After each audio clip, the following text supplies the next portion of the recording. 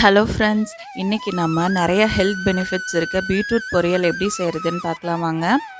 ஒரு வாணலில் ஒரு 4 ஸ்பூன் அளவுக்கு எண்ணெய் சேர்த்து கொஞ்சமாக கடுகு சேர்த்துக்கிறேன். கடுகு பொரிஞ்சதும் கருவேப்பிலையும் சின்ன சின்னதாக கட் பண்ணி வச்சுருக்க 2 பெரிய வெங்காயத்தையும் சேர்த்து நல்லா கண்ணாடி பதம் வர வரைக்கும் வணக்கிக்கிறேன். இதோட 2 வரமிளகாய் சேர்த்துக்கிறேன், 2ஆக கட் பண்ணி சேர்த்துக்கிறேன். இது வணங்குறதுக்கு தேவையான அளவு உப்பு சேர்த்து நல்லா கண்ணாடி பதம் வர வரைக்கும் வணக்கிக்கோங்க. வெங்காயம் வணங்கினதும் ஒரு 2 பல் தேங்காவை துருவி சேர்த்துக்கிறேன்.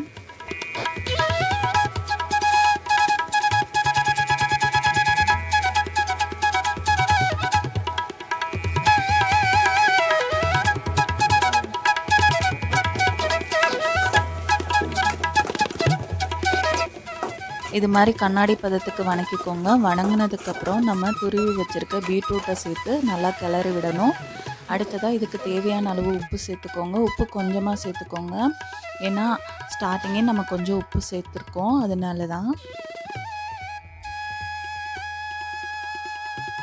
பீட்ரூட் பிளட் சுகர் லெவலில் கண்ட்ரோல் பண்ணுது, பிளட் ப்ரெஷரை கம்மி பண்ணுது.